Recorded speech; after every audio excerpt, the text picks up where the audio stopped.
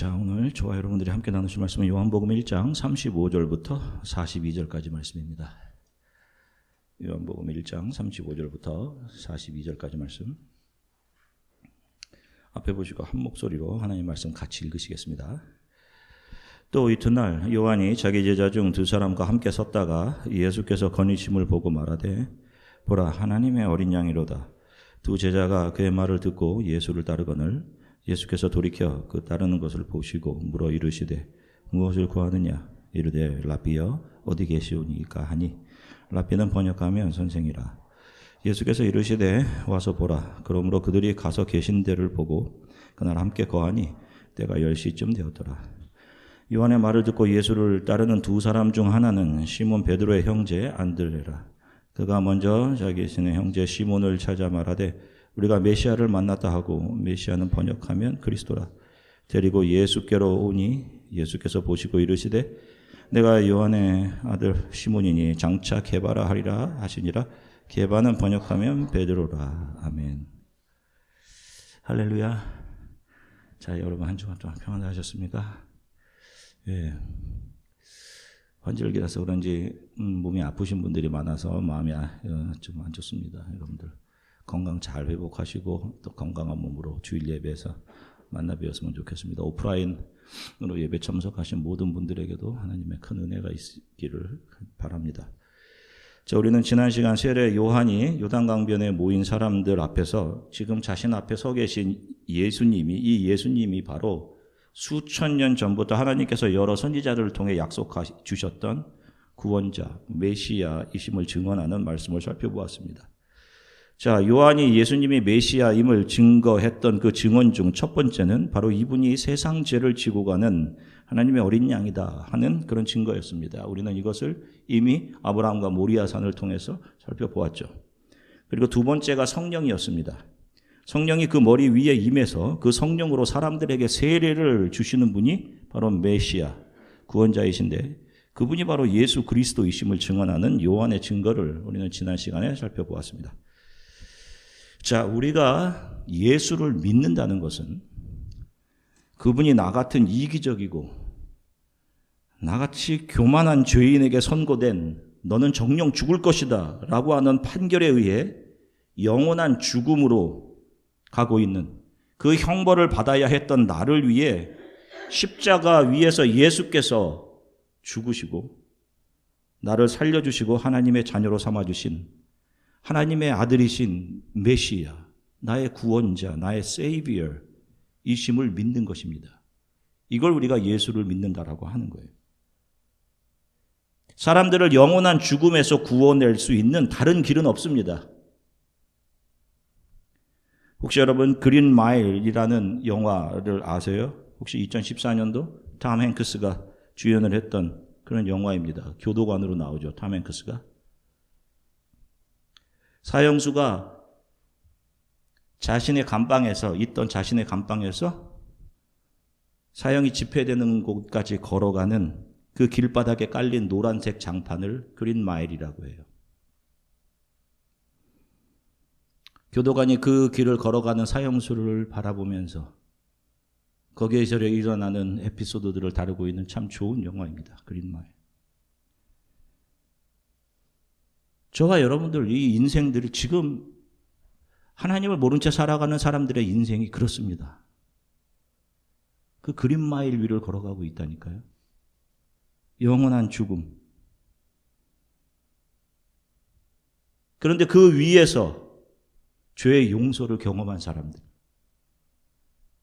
죄에 대한 사면을 선고받은 사람들이 바로 크리스천들인 것입니다. 메시아로 이 땅에 오신 예수님께서 행하신 아주 중요한 일 중 하나가 바로 그분을 믿고 따르는 사람들에게 성령을 주시는 일이었습니다. 성령이 없이는 예수 그리스도를 구원자라고 할 수 없어요. 또 성령이 없이는 하나님의 나라를 소망할 수도 없습니다.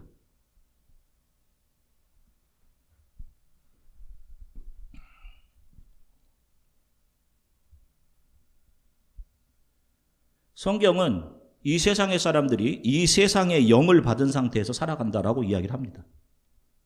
사망의 영이죠. 그래서 그들의 바램과 원함은 자신의 썩어질 육체만 바라볼 수밖에 없는 거예요.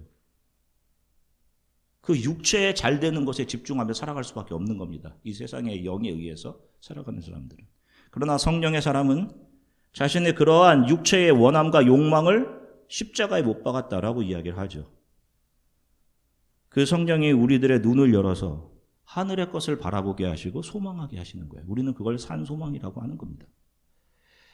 우리가 매일의 삶에서 바라고 구하는 것들이 있을 겁니다. 저와 여러분 모두.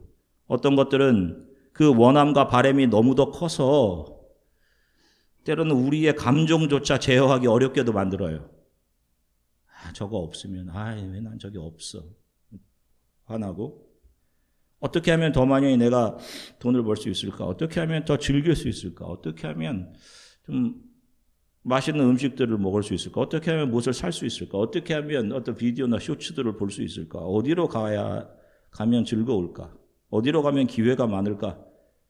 어떻게 하면 사람들이 나를 인정해 줄까? 어떻게 하면 사람들이 나에게 관심을 좀 줄까? 바라고 원하는 바들이에요. 이게 사람들이. 이것이 이 세상을 살아가는 모든 사람들이 구하고 찾고 두드리는 것들입니다. 그런데 예수님은 살아계시는 동안 제자들에게 당부하셨죠.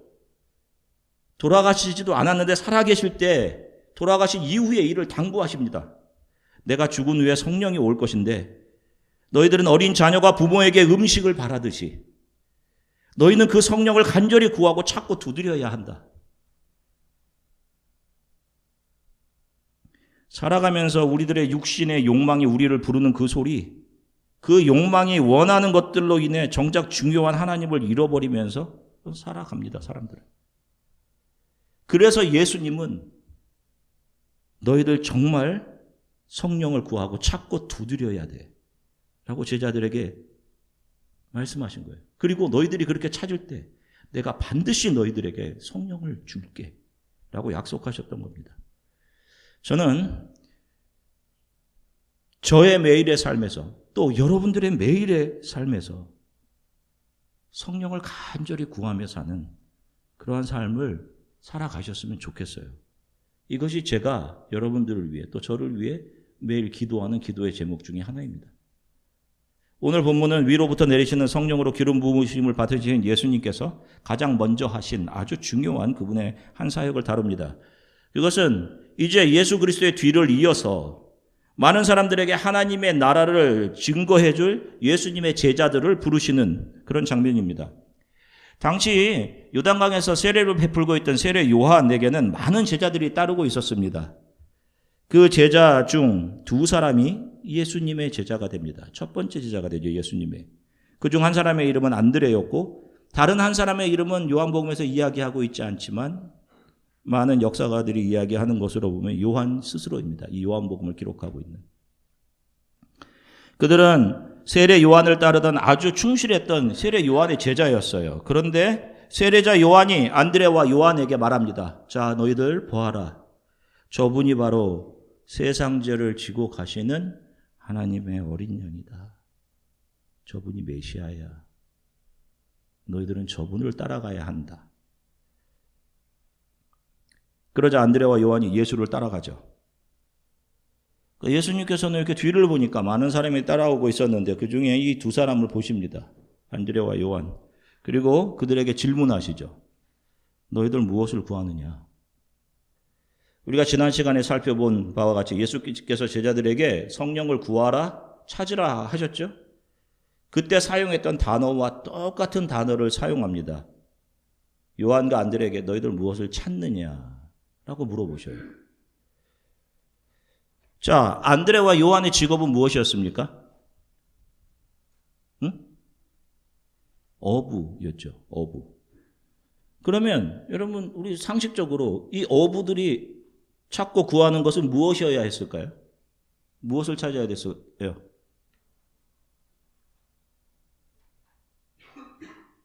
물고기겠죠. 그죠? 어디 가면 더 많은 물고기를 잡을 수 있을까? 어디가 포인트일까?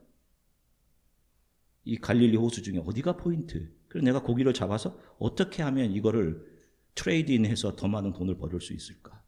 이런 거. 이게 그들이 바라고 구하는 것이어야 했을 겁니다. 아마 이 안드레와 요한 이외에 그 갈릴리 호수 주변을 삶의 기반으로 살아가고 있던 사람들의 바램은 다 그런 것이었을 거예요. 여러분. 지금 여러분들 주위에 살고 있는 사람들의 바램들이 어떤 것이 분명히 있죠.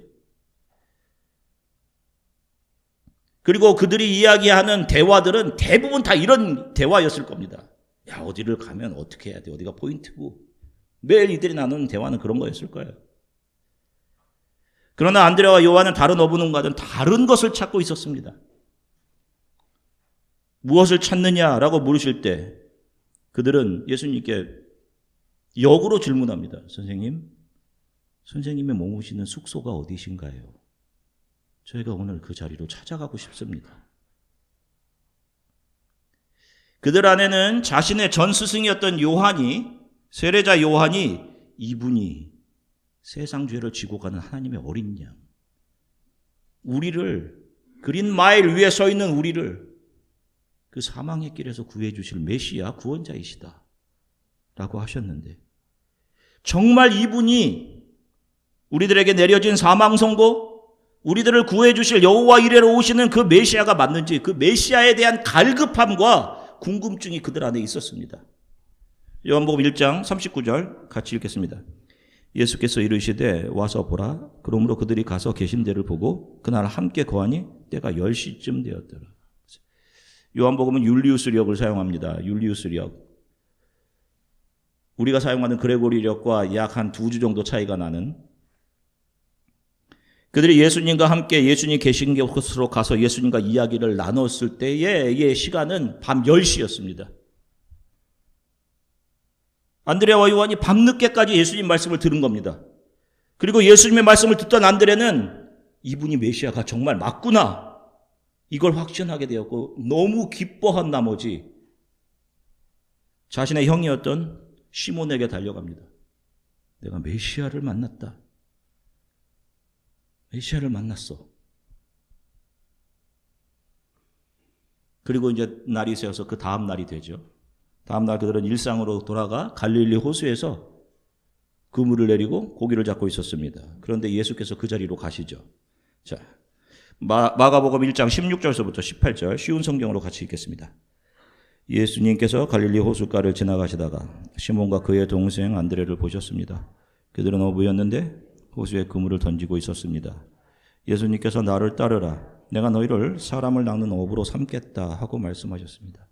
그러자 시몬과 안드레는 얼른 그물을 놔두고 예수님을 따랐습니다. 자, 보세요. 자, 여러분들의 마음에 이것도 좀 터칭하는 어떤 좀 그런 단어는 어떤 단어세요? 이 구절에서. 저는 얼른 그물을 놔두고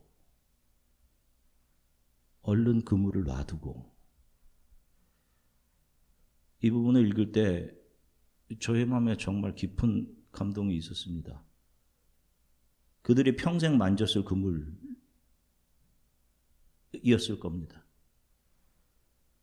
그 그물에 자신의 인생을 걸었겠죠. 그 그물이 자신들을 실망시켜주지 않고 물고기를 잡게 해주었습니다.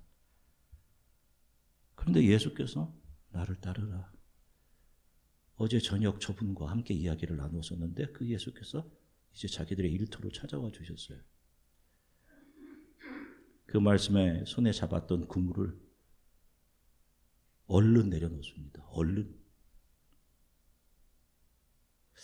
정말 안드레와 요한에게는 자신들에게 음식과 돈을 주던 그 그물보다 예수님이 더 소중했을까? 어떻게 이렇게 할 수 있었을까? 그가 예수님으로부터 본 것은 과연 도대체 무엇이었을까? 그리고 그가 예수님을 따라다니면서 그의 평생 그가 예수님을 통해 얻은 것은 무엇이었을까? 저는 저 자신과 여러분들에게도 똑같이 물어보고 싶습니다. 혹시 여러분들이 예수님을 만났고 그분을 믿으신다면 여러분들은 예수님으로부터 무엇을 보았으며 무엇을 알게 되셨으며 여러분들은 지금까지 예수님을 믿고 따라오시면서 무엇을 얻으셨습니까?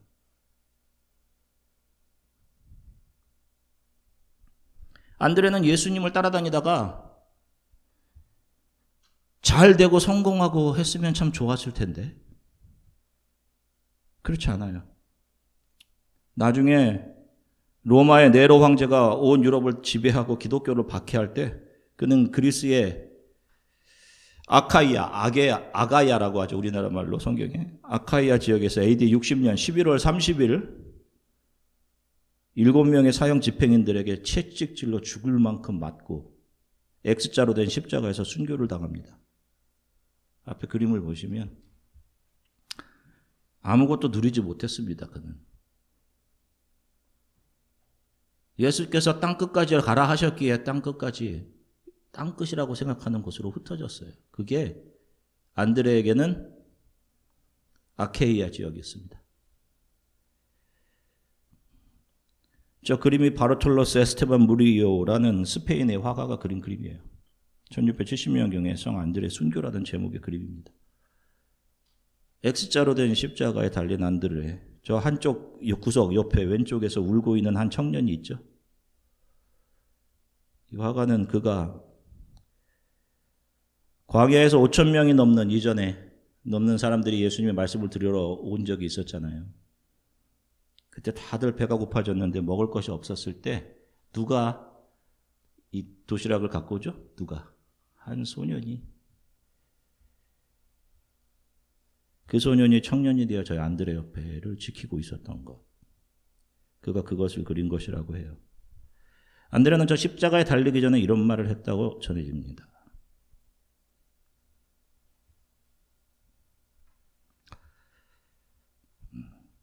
저 십자가를 바라보며 오래전에 한 분이 저 십자가에 달리셨었습니다. 그분이 나를 불러주셨고 나는 그분을 따라갑니다. 이런 말을 남겼다고 해요. 자, 이 안드레가 바라보고 따라갔던 것은 무엇일까? 그리고 그가 얻은 것은 무엇일까? 성경은 우리들에게 그걸 이야기해 주고 있어요. 요한계시록 4장 4절 쉬운 성경으로 같이 읽겠습니다. 또한 24개의 보좌가 그 주위에 있었고 그 보좌에는 흰옷을 입고 머리에 금관을 쓴 24명의 장로가 앉아 있었습니다. 여기서 24장로는 구약의 12지파의 족장들 그리고 예수님의 12제자들의 하늘에서의 존재 모습입니다. 그들의 모습이 어떠했다고요? 흰옷을 입고 머리에 금관을 쓴 24개의 보좌 위에 그들이 앉아 있었어요. 우리는 역사를 살아가지만 묵시의 영역이 있죠. 영혼의 영역에. 지금 그 영혼의 영역에서 왕과 같은 모습으로 하나님 나라의 장로로 존재하고 있는 겁니다.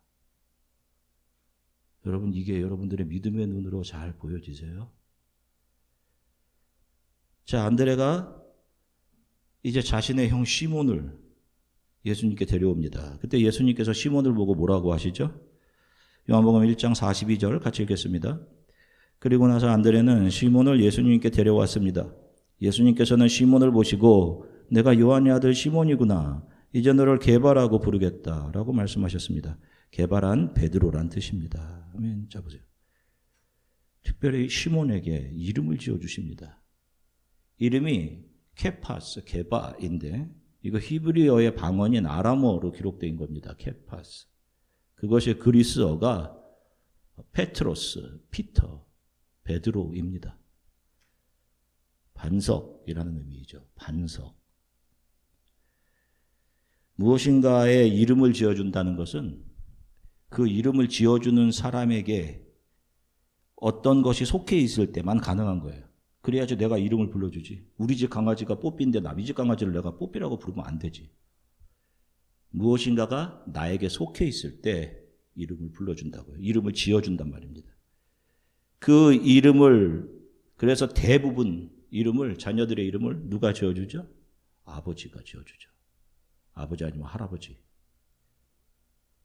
그 이름을 받은 자녀가 아버지 자신의 소유이자 아버지 자신을 대신할 수 있는 권리를 가진 최고로 소중한 존재, 이런 의미예요. 그 이름을 부여한다는 것.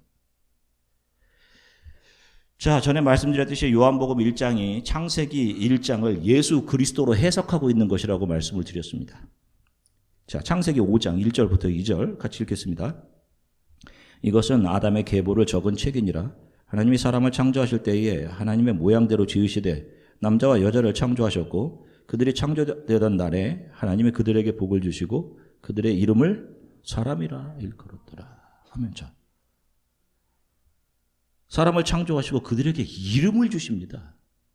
그 이름이 맨, 영어로는 맨이지만 아담입니다. 히브리어로 아담, 사람이란 뜻이에요. 이름을 주셨어. 무슨 의미예요? 너의 소유권은 나에게 있어. 나의 권리를 네가 대신할 수 있는 그런 존재야. 그런데 하나님께 이름을 부여받은 이 첫 번째 아담이 이 하나님에 대한 자신의 소유권, 하나님에게 있는 이 소유권을 부정해버리죠. 아니에요. 나는 당신의 소유가 아닙니다. 내가 내 맘대로 할 수 있어요. 내 거예요. 이거는 납니다. 둘째 아들, 탕자. 그리고 자기 자신이 주인 된 삶을 살아가죠. 삶의 주인 되어서. 모든 판단의 주체가 자기가 자신이 되고. 저와 여러분들의 다 모습이라니까. 이것이 타락이며 죄입니다. 그런데 이제 예수께서 오시죠.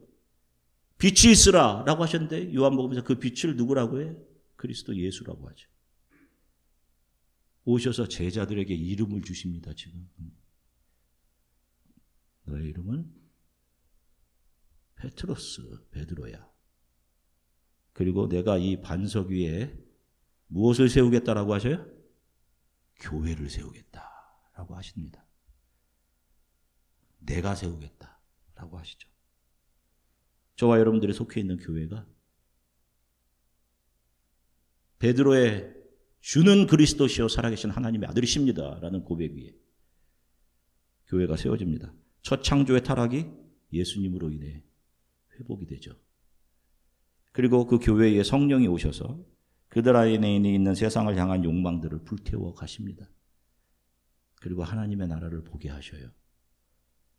소망하게 하시고 거부할 수 없는 은혜로 그 나라로 저와 여러분들을 이끌어 가십니다. 가기 싫습니다. 저 세상으로 좀 가서 즐기고 싶어요. 우리 가죠? 아니야. 그렇게 하면 안 돼. 주의 막대기, 주의 지팡이가 나를 치셔요. 이렇게 가야 돼 너희들. 하시는 거예요. 예전에 제가 대학 다닐 때 한참 예수님에 대한 마음이 뜨거웠을 때의 기억이 납니다. 안드레 이 설교를 좀 준비하면서 생각을 해보니 그런 때가 있었어요. 얼마나 마음이 뜨거웠는지 이 사형리를 막 가방에 갖고 다니면서 친구들이나 학교 학생, 이 후배들에게 이렇게 나누어 줬습니다. 또 어떤 때는 우리 교회 전도지를 버스 정류장에 가서 사람들에게 나눠줬던 적도 있습니다. 계신 분들, 한국에 계셨던 분들은 저에게 전도지를 받으셨던 분이 있을 수도 있어요. 방학이면 이번 방학에 어디 집회를 좀 참여해 볼까? 그걸 찾았어요. 한 3박 4일 정도 가서 기도하고 말씀 듣고. 경기도 파주가 제가 살고 있던 곳에서 별로 멀지 않아서 힘들거나 할 때는 금요일 날 저녁에 그 파주에 있는 오산리 기도원에 가서 개인 기도방이 있습니다. 들어가서 밤을 새워가며 기도한 적도 참 많이 있었어요. 교회 청년부 선후배들과 함께 금요일 저녁 가평 부근의 기도원들도 찾아가서 뜨겁게 기도하고 그랬던 적이 있습니다. 뭐 우스웠던 기억도 있어요. 그때 처음 누군가 이렇게 좀 신앙이 없는 사람을 데려갔는데 선배 중에 기도를 뭐 열심히 막 한 사람이 있어요. 침을 튀면서 막 기도하시는 분이 있어요. 그러니까 처음 가는 사람은 이 모습이 되게 어색하지 않습니까? 근데 이렇게 막 기도를 하다가 입에서 뭔가 시커먼 게 팍 튀어나온 거예요. 그러니까 이 사람은 이걸 보고 깜짝 놀란 겁니다. 이게 무슨 시커먼 게 튀어나와서 이게 무슨 뭐 이게 악한 영이 튀어나온 건가? 저녁에 먹고 갔던 김이 하도 이게 하니까 이게 그랬던 기억들이 있어요. 이렇게 열심히 선후배들과 같이 기도하러 다니고. 지금도 그때 만나면 그 얘기하면서 웃고 그러는데 그때 참 기쁜 마음으로 토요일 집으로 돌아갔던 그때가 참 그립습니다. 그때 정말 하나님을 더 알기 원했고 내 마음을 뜨겁게 성령께서 채워주시기를 그렇게 기도하고 그랬었는데 주를 향해 참 많이 목말라 있었어요. 그리고 그 뜨거워짐, 그 마음, 내가 알게 된 예수를 누군가도 좀 알았으면, 누군가도 좀 영원한 생명을 얻었으면, 이런 마음이 뜨거웠습니다. 아마 여기 계신 여러분들 중에서도 이런 경험이 분명히 있으실 겁니다. 여러분들이 만났던 예수를 전해주고 싶어서 안타까운 마음으로 누구에게 전하려고 애썼던 그런 적이 분명히 있으실 거예요. 그때 여러분들의 가슴에 있었던 것이 무엇이었는지 한번 생각해 보세요. 그것이 아마도 오늘 예수님을 만나 그분의 말씀을 듣고 자기 손에 있던 그물을 놓고 예수를 따랐던 안드레의 마음속에 있었던 것과 똑같은 것이 아니었을까 하는 생각을 해봅니다. 주를 향한 뜨거운 마음, 주를 알기 원했던 그 마음, 좀 내가 하나님의 은혜로 좀 충만해졌으면 하는 그 마음, 지금 여러분 아마 그때보다 그 식어져 있는 것 같아서 속상하신 분들도 분명히 계실 거라고. 그런데 여러분 그 마음 식은 게 아닙니다. 잠시 세상의 것들, 안드레에게는 그물, 이게 나의 삶의 탑 프라이어리티라고 생각하고 있었기 때문이죠. 너무 꽉 잡고 있죠.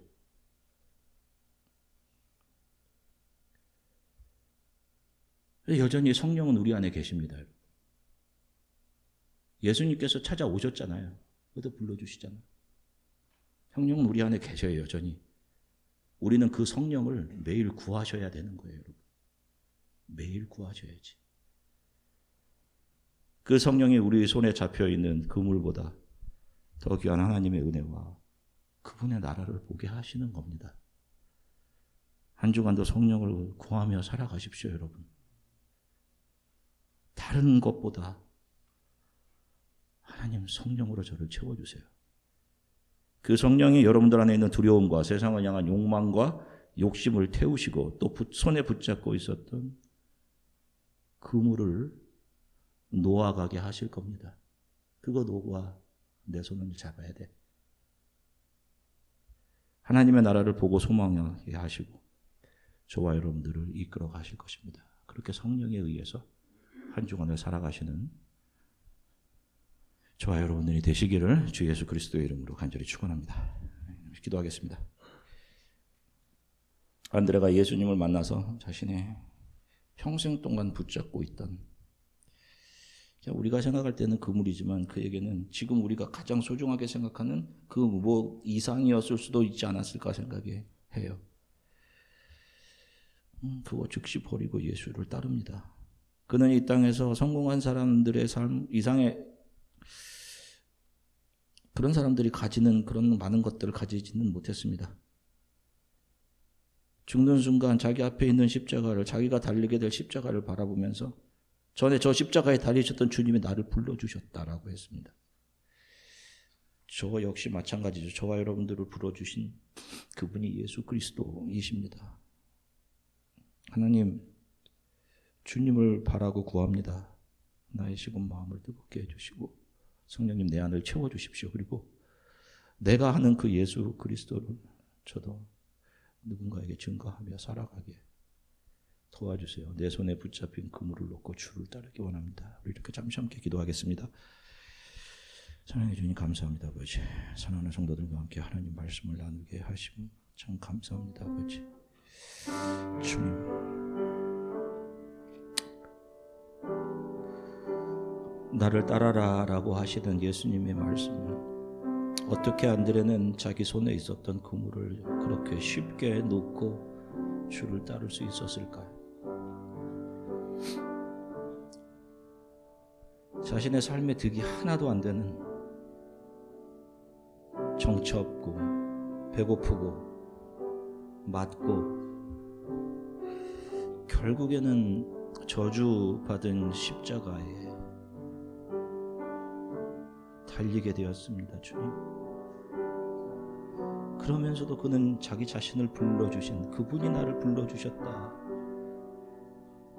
그 예수님의 나를 불러주심을 자신의 기쁨으로 또 소망으로 삼고 있었습니다. 하나님, 여기 계신 분들 중에 정말 예수 그리스도를 만나 뜨거웠던 가슴을 가졌던 적이 있는 분들이 있습니다. 어떤 분들 중에는 그것을 잃어버리고 살아갈 수도 있습니다. 주님, 우리가 무엇을 붙잡고 있는지, 주님의 부르심에 우리가 소중하다고 생각하는 세상의 것들을 내려놓을 수 있도록 성령께서 우리들에게 지혜와 자각과